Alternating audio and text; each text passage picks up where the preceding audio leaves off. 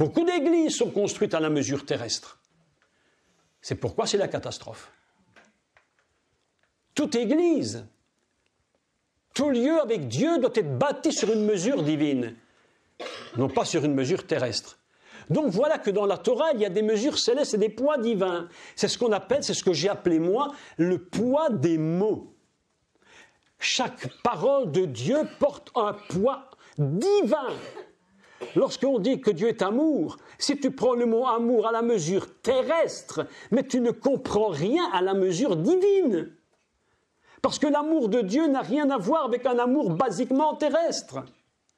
Même s'il y a quelque chose qui est une résonance, l'amour de Dieu est complètement différent de l'amour d'un homme et d'une femme, de quelqu'un qui a de l'amitié. On n'est plus dans les mêmes mesures. Est-ce que vous me suivez? Lorsqu'il est écrit dans, je crois que c'est Corinthiens 13, l'amour supporte tout, l'amour...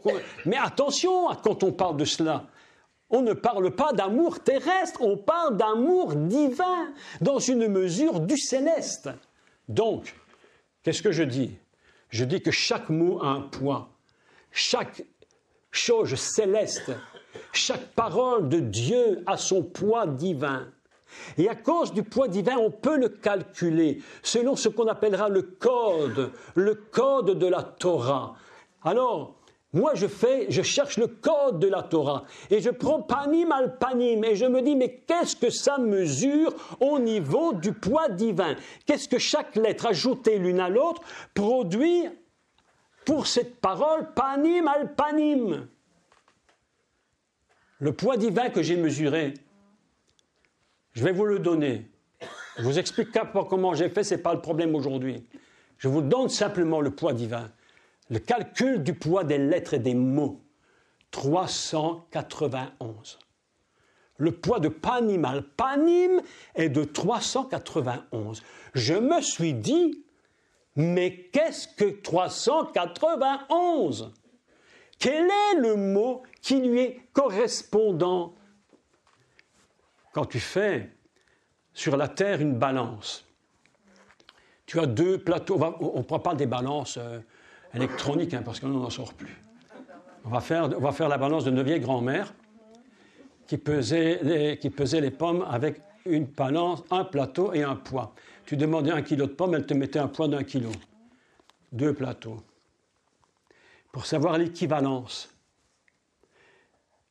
d'un côté tu mets un poids d'1 kilo, de l'autre côté tu mets des pommes jusqu'à ce que les aiguilles soient au milieu.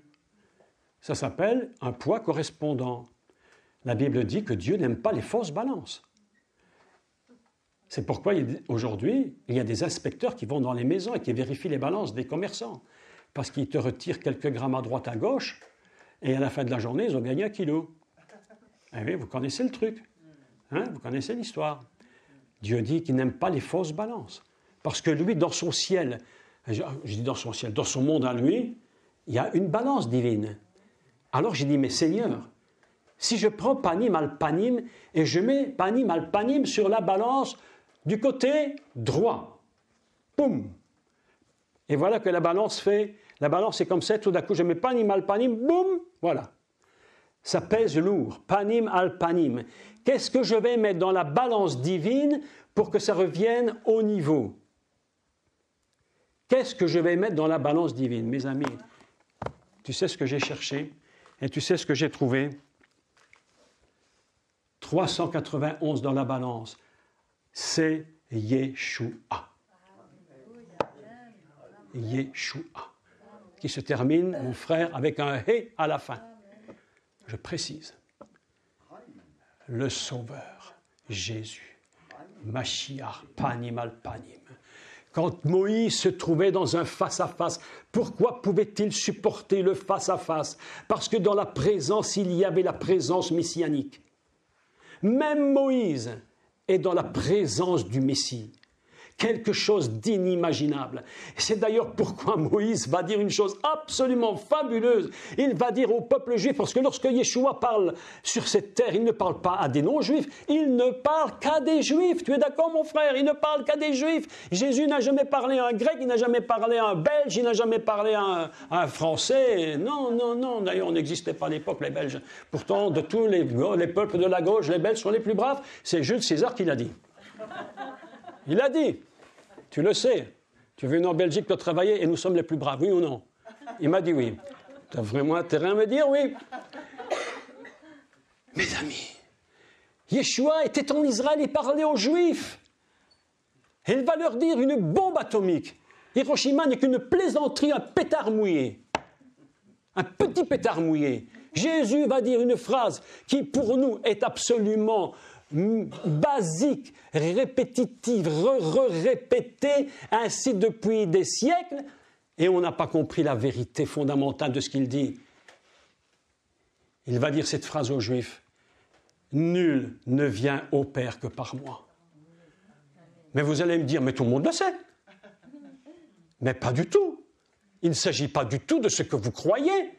Cette petite phrase pour un juif a un autre sens que cela. C'est-à-dire que tout ce que toi, le juif, tu fais, tous les sacrifices que tu fais, tout ce que Moïse a fait quand il était en face à face dans la gloire de la tente, quand il était dans cet endroit de gloire, tout ce que vous, le peuple juif, vous êtes en train de faire à travers les mitzvot et tout ce que tu peux imaginer, c'est en réalité de moi qu'il s'agit.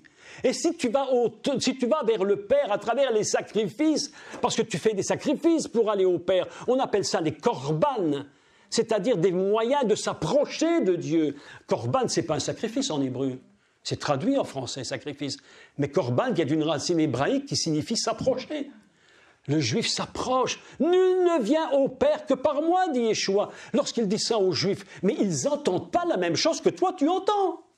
Ils n'entendent pas du tout le même. Ça va tellement loin que un pasteur avait dit, ou un serviteur de Dieu, je ne sais pas, avait dit, eux les Juifs, quand ils prient le diable. Mais tu me racontes quoi? Tu racontes quoi? Parce que toi, tu crois que Jésus est le Sauveur, tu crois que tu vas au Père, d'accord, ok. Mais avant que Yeshua soit ton Sauveur, il était déjà avec les Juifs en Israël, mais il était voilé. Il était voilé. Et lorsque le voile, et quand Yeshua leur dit « Nul ne vient au Père que par moi », vous savez ce qu'il est en train de faire, Yeshua? Il est en train de tirer le voile sur les yeux des Juifs. Il tire le voile et il va leur dire « Et Moshe parle de moi. Moshe, c'est de moi qu'il parle. » Mes amis, c'est pourquoi Alpanim, Panim, Alpanim, dans le plateau divin, c'est Panim, Alpanim 391, dans l'autre plateau, Yeshua. La rencontre de Moïse dans la tente, c'est une rencontre purement messianique.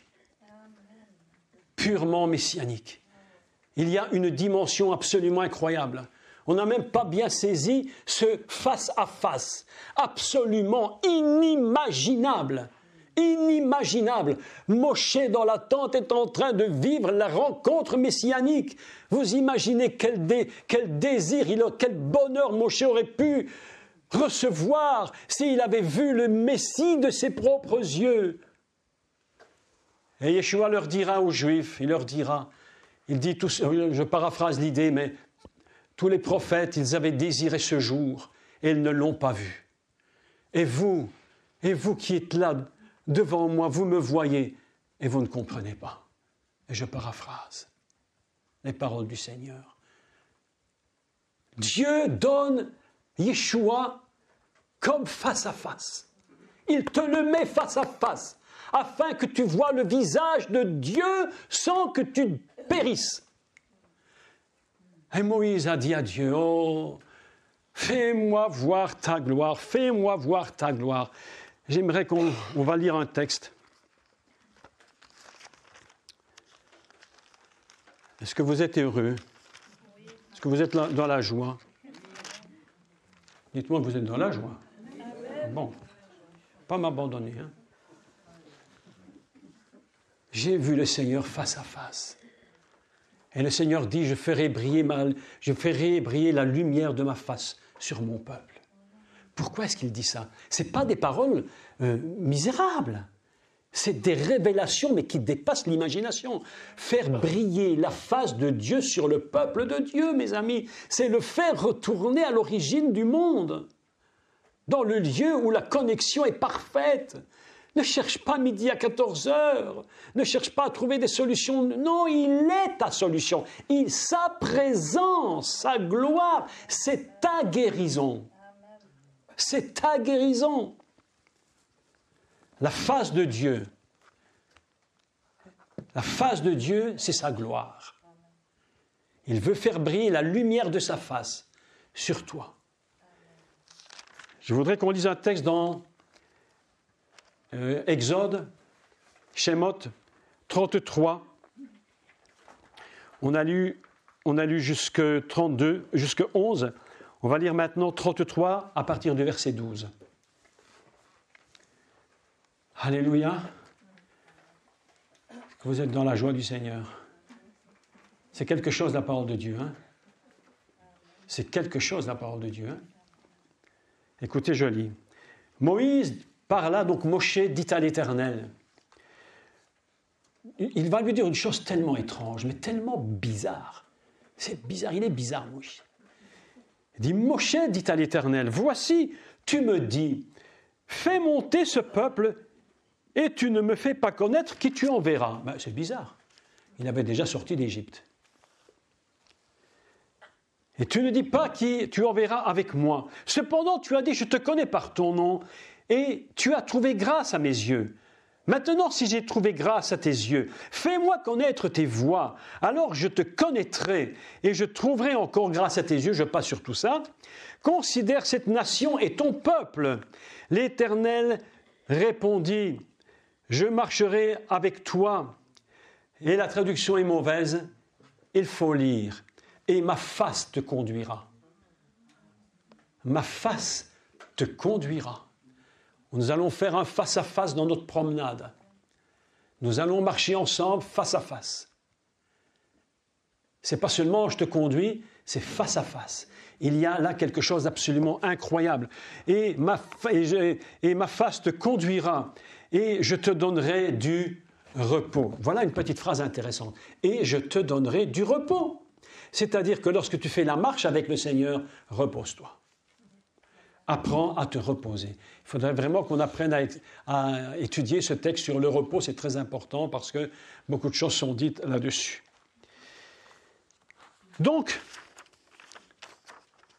en conclusion de tout cela, je voudrais terminer en vous donnant quelques exemples de face-à-face avec Dieu absolument extraordinaires. Lorsque Aaron, le grand prêtre, rentre dans ce qu'on appelle le Kodesh HaKodashim, le Saint des Saints, qu'est-ce qu'il voit? Qu'est-ce qu'il voit? Il voit ce qu'on appelle Aaron Abrit ou Aaron Edut, c'est-à-dire l'arche de l'alliance ou l'arche du témoignage. C'est deux mots pour le même objet. Le mot arche. Mais comment dit-on une arche en hébreu? Aaron. Aaron. Que se passe-t-il? Lorsque le grand prêtre va rentrer dans le Kodesh HaKodashim, il va y voir un face-à-face de choses qui sont semblables. Je ne vais pas rentrer dans tous les détails du mot Aaron, parce qu'il y a une lettre en plus que dans l'arche. Il y a peut-être quelque chose en plus qu'on a rajouté à son nom. Mais la fonction fondamentale, c'est lorsqu'il rentre dans le Kodesh HaKodashim, Aaron rencontre Aaron. Face à face. Qui est dans le Kodesh HaKodashim? Le Mashiach. Tout face à face avec Dieu est une rencontre messianique. C'est la seule façon pour pouvoir rencontrer Dieu. Mais voilà que quelque chose d'autre est encore surprenant. Deux exemples. le face-à-face avec Moïse. Quelque chose de très étrange. Mais parlons avant du face-à-face avec Moïse, parlons d'un face-à-face très spécial. Lorsque tu rentres dans ce qu'on appelle le lieu saint, pas le saint des saints, pas le Kodesh HaKodashim, mais le lieu saint, c'est-à-dire où se trouve la Ménorah, où se trouve ce qu'on appelle en français la table des pains de proposition et ce qu'on appelle l'autel des parfums, Mitzvah Aktoret, l'autel des parfums, il y a quelque chose d'étrange. C'est que la table des pains, en hébreu, ne s'appelle pas la table des pains de proposition. Elle ne s'appelle pas du tout comme ça. Elle s'appelle Shulchan Apanim. La table qui a des pains qui ont des visages. Voilà que nous apprenons que les pains ont des visages. Et qui sont ces pains? C'est les 12 tribus d'Israël. Et voilà qu'il y a un face-à-face qui est en train de se produire. Les pains au visage se trouvent du côté, si je prends pour moi du côté droit, donc pour vous, là, de face, si l'arche est ici, et là se trouve la Ménorah. Et la Ménorah, il est dit d'une chose incroyable de la Ménorah, il est dit qu'elle éclairait en face. Les pains étaient éclairés par la Ménorah. Il y avait un face-à-face de lumière. À chaque fois que la Ménorah brûle, elle brûle constamment, jour et nuit. Constamment, les 12 tribus sont éclairées par la lumière de la Ménorah. Tout l'ensemble est éclairé. Il y a un face-à-face d'Israël avec la lumière incréée, puisque la Ménorah, c'est l'image de la lumière incréée. Panim al panim, un face-à-face dans le Saint des Saints, un face-à-face dans le Saint, dans le lieu saint, un face-à-face dans la tente, un face-à-face avec Moïse. Lorsque le peuple regardait Moïse, il y avait un face-à-face. Et le texte nous dit une chose très très étrange.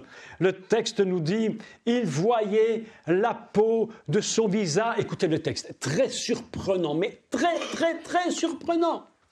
Je fais une traduction littérale du texte. Il est écrit, Karan or panim Moshe. Alors, Karan or, ça veut dire simplement, elle rayonnait sa peau. Mais le texte dit autre chose. Il y a un petit mot qui précède, Karan. C'est le mot qui. Qui en hébreu signifie car. Écoutez bien, ici on peut faire un midrash. C'est ce que font les rabbins, mais moi j'aime ça aussi. J'aime bien réfléchir comme eux, parce que ils ont des bonnes idées à ce niveau-là. Qui Karan or panim Moshe.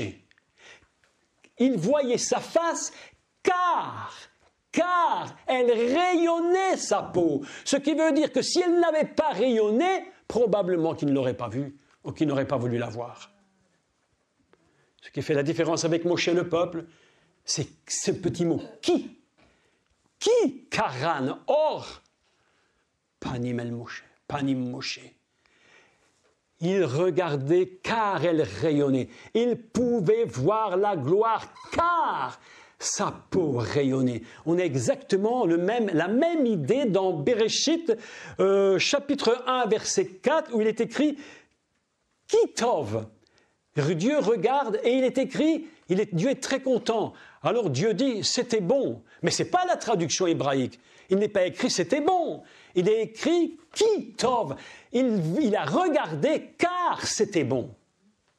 Ça veut dire que si c'était mauvais, il n'aurait probablement pas regardé. Mes amis, voilà une petite explication qui nous dit pourquoi le peuple aimait tant regarder la face de Moïse. Parce car elle rayonnait. Le face-à-face avec Dieu, c'est un face-à-face messianique. Vous imaginez le privilège lorsque le Mashiach est descendu, qu'il est apparu sur terre en tant qu'homme. Il a revêtu, mais là il y a un enseignement fabuleux sur la peau du Mashiach, sur la peau de Adam. Quand Dieu dit, il le revêtit de peau, il lui a mis un vêtement de peau, un enseignement inimaginable. Tu as perdu de la lumière, mais Dieu dit, mais je te donne quelque chose d'absolument incroyable. Tout homme qui est revêtu de peau comme ceci, Dieu dit, c'est un cadeau que Dieu nous a donné. parce que Dieu veut que tu comprennes qu'il veut que tu reviennes dans sa présence, dans le Gan Eden. Conclusion de tout cela, Moïse ne pouvait pas se priver de la gloire. Écoutez-moi, je répète ça. Moïse ne pouvait pas se priver de la gloire. S'il s'était privé de la gloire, le peuple ne serait jamais arrivé en terre promise. C'est parce que la gloire les accompagnait constamment. La gloire suivait le peuple. La Bible nous dit que la gloire, la colonne de gloire suivait le peuple où il allait. Quand la colonne de gloire s'arrêtait, le peuple s'arrêtait. Mais vous imaginez ce que ça veut dire? Ce n'est pas des mots en l'air. Quand la nuit, la gloire apparaissait, c'était un feu. La journée, c'était une colonne de nuée. Et ils ne pouvaient pas se priver de sa gloire. C'était le secret qui les amenait justement dans la présence du divin et dans la terre promise. Moïse ne pouvait pas se priver de la gloire. Conclusion de tout cela, mes amis, tu ne peux pas te priver de la gloire de Dieu. Plus important que de dire « j'ai pas entendu Dieu me dire » ou « non, ce n'est pas important ça. Est-ce que tu connais la gloire? Est-ce que tu as touché sa gloire? Est-ce que tu es revenu à l'origine? Est-ce que tu ne te caches plus de Dieu? Est-ce que tu te tiens droit devant lui? Comme Adam dans le Gan Eden avant la faute. Dieu lui dit, Adam, il faut que je te ramène. Je ne veux pas te laisser. On a l'impression que quand Dieu parle à Adam et qu'il lui fait la sentence, qu'il lui dit, si tu désobéis, tu mourras, on a l'impression que c'est une punition sans fin, terminée. Quelle catastrophe! Mais dans ce secret de la mort, Dieu avait caché le secret de la vie. Il lui a dit, Adam, je te remets dans la poussière. Dieu aurait pu dire, Adam, je t'extermine définitivement. Et il suffisait d'un mot de Dieu pour l'exterminer définitivement. Il n'y avait même plus rien du tout à faire. C'était terminé. On n'en parlerait même pas aujourd'hui. Nous ne serions pas là. Mais Dieu dit à Adam, non, c'est pas ça que je veux. Je ne veux pas t'exterminer. Tu sais ce que je vais faire avec toi. Tu as fait une grosse erreur. Tu as fait une erreur. Mais je vais réparer cette erreur. Je vais te remettre dans ce qu'on appelle Afar. Afar, c'est la poussière, qui est un mot hébreu étrange, parce que le mot Afar signifie également des décombres. L'homme est comme une décombre après sa faute, mais Dieu dit, je te remets dans la poussière, parce que de là où tu as été pris, parce que je te remets dans la matrice fondamentale, parce que c'est là que je vais pouvoir te rebâtir et te reconstruire et te ramener dans ma gloire. Le but de Dieu, c'est que vous soyez toujours dans sa gloire. Ne vivez pas hors de sa gloire. Vous ne pouvez pas vous priver de la gloire de Dieu. C'est pourquoi je relis pour terminer ce texte avec vous dans l'Épître aux Romains, et nous allons relire ce texte ensemble. Dans l'Épître aux Romains, chapitre 3. Et nous allons comprendre que Paul, un juif, les gens croient parfois que Paul écrit aux chrétiens comme un chrétien, mais Paul n'est pas chrétien, Paul c'est un juif. Il écrit comme un juif. Et quand il parle comme un juif. Il explique comme un juif. Voilà, c'est ça la réalité. C'est un grand juif. Vous allez sur Internet, écoutez. J'ai fait un cours qui s'appelle « Un grand juif parle du Messie ». Chaque fois que Paul parle, mais c'est une dimension incroyable. Paul l'assassin, Paul le meurtrier. Pour te dire des choses comme ça, il faut qu'il ait compris. Et qu'est-ce qu'il dit? Car tous ont péché et sont privés de la gloire de Dieu. Mais lorsque tu viens au Seigneur, alors tu changes cette phrase. Car je suis venu à toi, ô Dieu, et je retrouvais ta gloire. Et c'est ce soir ce que le Seigneur te dit. Ne te prive pas de ma gloire. Je te la donne sans mesure. Sans mesure. Viens à moi. Fais un face-à-face avec moi. Regarde-moi en face et tu vas voir comment ta vie va changer. Ne cours plus après toutes sortes de choses inutiles. Ne perds pas ton temps. Viens dans ma présence. C'est dans ma présence que se trouve la guérison. C'est dans ma présence que toutes tes souffrances morales, spirituelles, physiques se résolvent. C'est dans la présence du Mashiach. Que Dieu vous bénisse tous.